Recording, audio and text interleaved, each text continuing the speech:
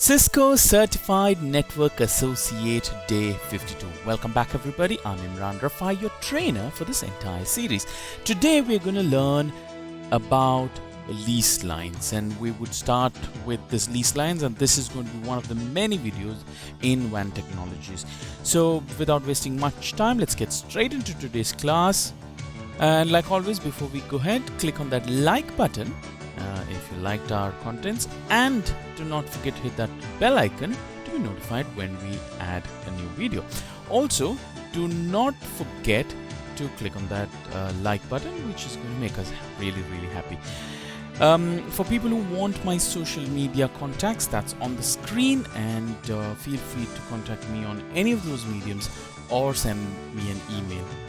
What are we going to learn today? Today, like I said, we would be starting with WAN technologies. So today we would be not technically doing 4.1, we would be doing something before we start with 4.1. So we would be really looking at the basics of leased line, right? So we in one of our first videos, or in the first few videos, we showed you this diagram. We told that if your office, if you have two offices, one in Boston, one in New York, if you had to connect, right, these two networks or these two offices, what are the ways you could do? I mean, we said that we could, if you had enough money, you could connect private line. You could run your own cables from Boston to New York. Of course, it's going to be really expensive, but if you want, you can do that. Another more practical way is to connect through your ISP. Now, when we said that many videos ago, it didn't really make much sense to a lot of people because we were too early, right? But I just wanted to show you about things to come in this series, and now I think we have reached a point where we can explain, at least in some ways, in this video, and as we go through the series you will start understanding a lot more. But basically, how do WAN technologies work? That's what we would be trying to cover in this video. So what is leased line, right? So technically what happens is, if you have two offices and if you have to run cables from one office to another, and if it's more than 100 meters, now you know UTP cables or your Cat5 and Cat6 cables have limitations, right? Limitations in distance. So it normally runs up to 100 meters. If it's more than 100 meters, then you need to look at other types of technologies to run data more than 100 meters. Now, what we could look at, ideally what people look at for running cables, I mean, if you have to connect two offices within a city or with different cities, it's WAN, and ideally what you look at is a leased line. Now, what is a leased line? Leased line, like the word says, lease, is leased from ideally a telco, right? A telephone company. You lease the line. So what they do is they connect, right? So before the leased line used to have dial-up connections. Now the thing with dial-up connections is, one, it's dial-up, it's not like full-time on. You just dial when you need the connection, and it's very slow. So if you wanted a more permanent connection, which is on 24/7, you had to get a leased line from a telco. So what the telco would do is, telco would put a line dedicated to you, right? So it would put a line dedicated from your premise, right? From your premise through the telco to your, I mean, if you had two offices, from one of your offices to the other office, it's a dedicated line. That means nobody else is going to use that line. It is your line, it's private to you, only your traffic goes through that. Of course, it's not your line, as in you don't own the physical line and the cables. It is by the telco, right? It is done by the telecom company. That's why they lease. So you pay a monthly fees to the telecom company for using that, and you have guaranteed speed. So if it says it's 1.544 Mbps line, a leased line, then you get 1.544 Mbps, right? It is a guaranteed, always on connection. Right. So what you need to understand is this: there are two things. One is the physical part, right? The physical part of connection, right? You're connecting physically. So we're going to talk about that. That's the layer one. And we will, like for instance, in Ethernet, you use 802.3, right? That's the protocol, layer 2 protocol that is used in Ethernet. Similarly, for leased line or WAN serial links, we use another protocol called HDLC, which is nothing but high level data link control protocol, HDLC, right? So that is a layer 2 protocol. So layer 1 and layer 2 protocol is what we're going to look. So this video is basically going to tell you the basics of leased line, right? So some of the terms that you keep hearing when you're talking about leased line WAN is going to be leased circuit or circuit, right? Circuit and line, right? Leased line, leased circuit. This all are technological terms. And if you're talking in telecom terms, these are used interchangeably and it means exactly the same thing. Then we would hear serial line and serial link. Again, serial line and serial link is the same thing. So what is serial? Now, serial here refers to the way data is sent out. If you remember, many years ago, we used to have LPD port. The printer ports used to be parallel ports, right? When you say parallel port, that means, let's say this is the connector, right? And it's connected to another port. So you had, let's say, for instance, 8 pins. And that's connected to a port on the computer which has 8 pins. So let's say, for instance, 8 plus 1, 9. So 8 pins, like you had bits 1, 0, 1, 0, 1, whatever. So all the 8 bits used to be together, and with the pulse of the clock, all this is transferred in parallel, right? At the same time.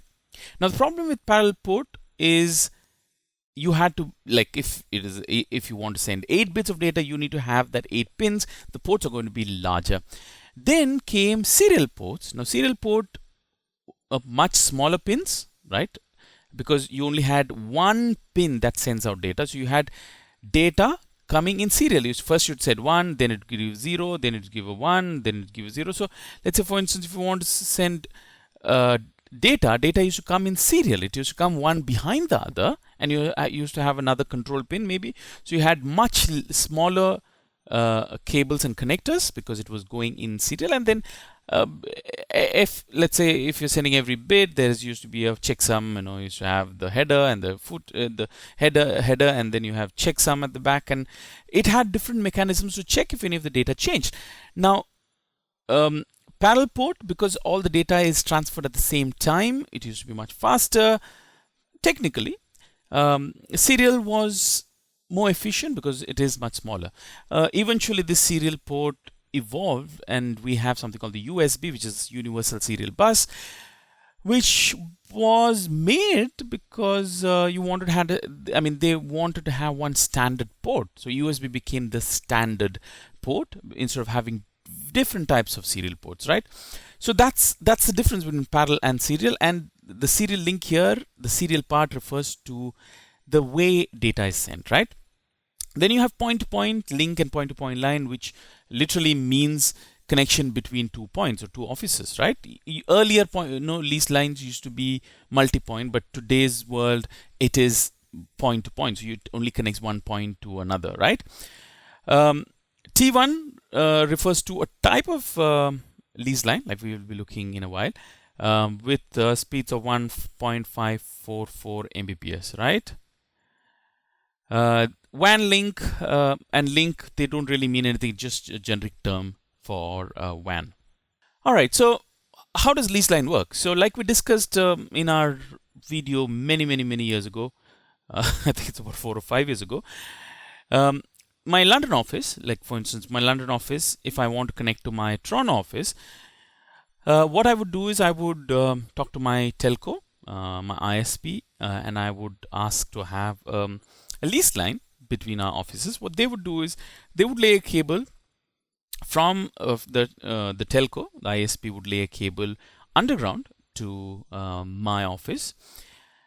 The ISP in London and the ISP in Toronto already has undersea cables. I mean, I'm just saying two different locations, Toronto and London. Maybe Toronto and London does not have direct connection, but I'm just trying to give you an idea. So these ISPs basically they have very high bandwidth connections between ISPs between different countries.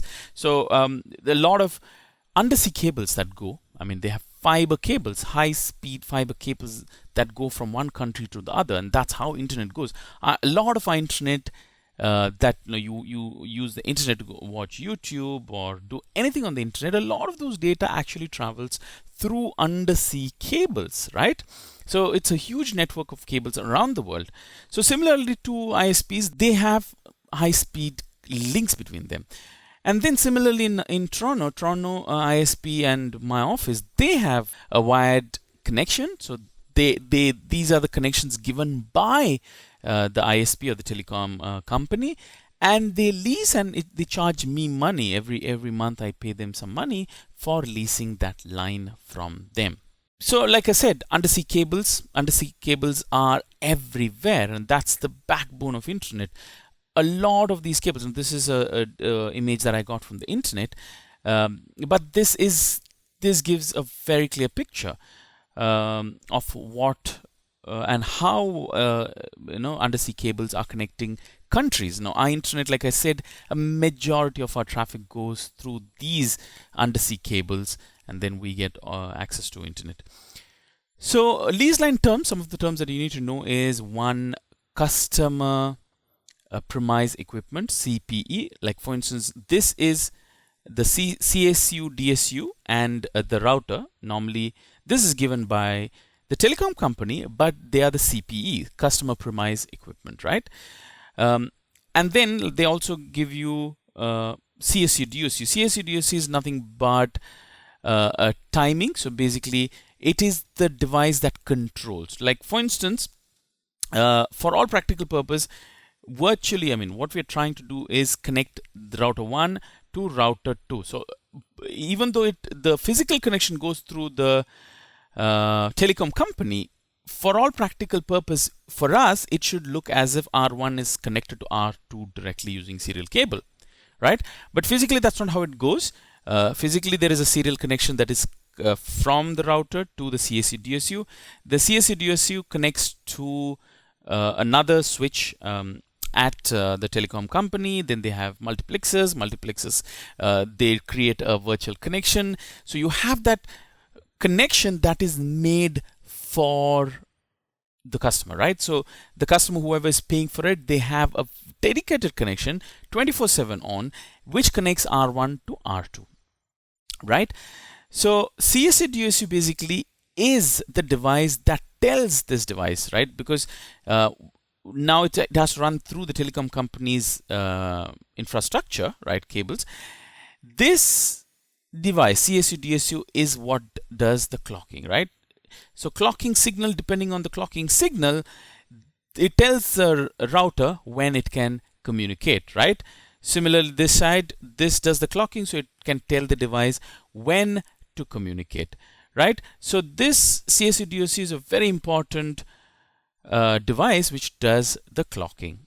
So this is a router. Now router, you will see these back plates. So normally you can remove these back plates and insert network interface cards, right? Now in this case, this is a serial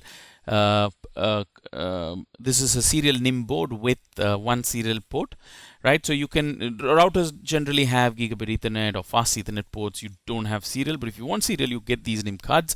You can remove these plates and insert these cards, and you have cables like this. Now this is a smart serial port which goes to your router, and the other end, this is a V35 connector, so it's a V35 connector.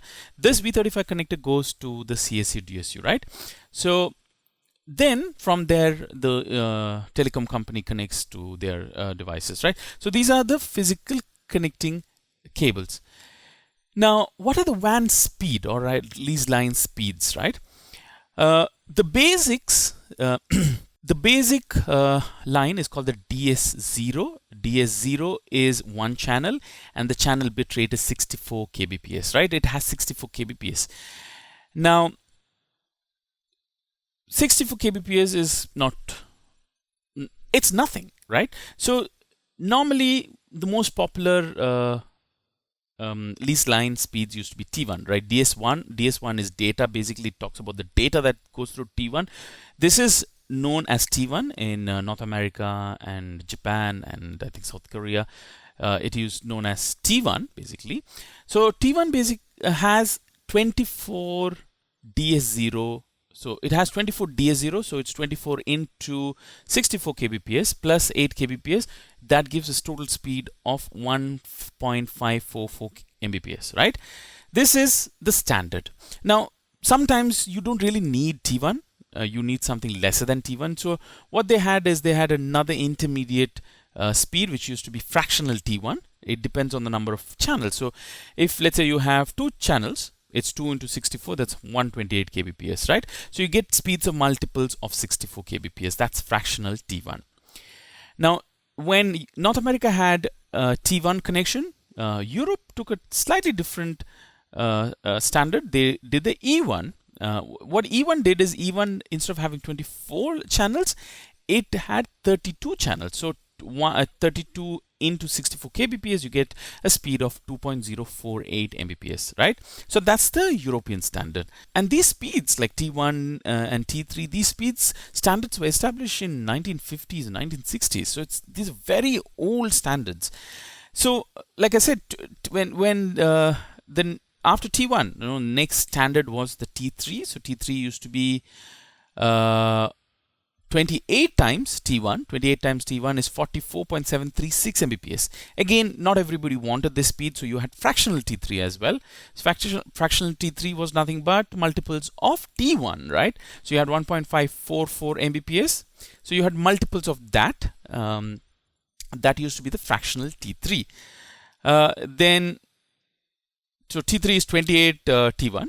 Similarly, E3 is 16 E1s, so it had a total speed of 34.368 Mbps. So these are the standard leased line speeds. So I mean, you will keep hearing T1 line, T3 line, E1 line. So you need to know what these lines are and what speeds they are. And it's very easy once you know this. So it's always the multiples of 64 kbps. So now, like we said, the protocol. So this, whatever we discussed now till now were layer 1. Now for layer 2, it uses HTLC. Now Cisco HTLC was slightly different from the standard ISO HTLC in that Cisco added a type field, right? So you had flag, address, control, and data. So this whole thing was data in the ISO. Cisco added type. Now with type, what Cisco could do is Cisco could have multiple protocols running on HTLC, right? So it could have IP version 4, IP version 6, just depending on whatever the protocol is, it could change the type here, and then it could accommodate different protocols. So that way Cisco did slightly an improvement on HTLC. So this is a Cisco proprietary framing. So once you have the serial link, the default encapsulation on Cisco for serial link is HTLC. So like your Ethernet, if you remember Ethernet, you just connect Ethernet cables and the device starts working, right? You don't really have to configure anything. The only thing that you have to configure maybe is put an IP address on the port and do no shutdown. Similarly, if you're doing serial, these are the two things you do. You put an IP address and you say no shutdown, and HTLC takes over because HTLC is the default encapsulation on serial link on a Cisco router. Of course, you had other extra commands, like you could give description. You could, of course, if let's say you want to use other than HTLC encapsulation on serial link, you could change. But Cisco, like I said, the default is HTLC.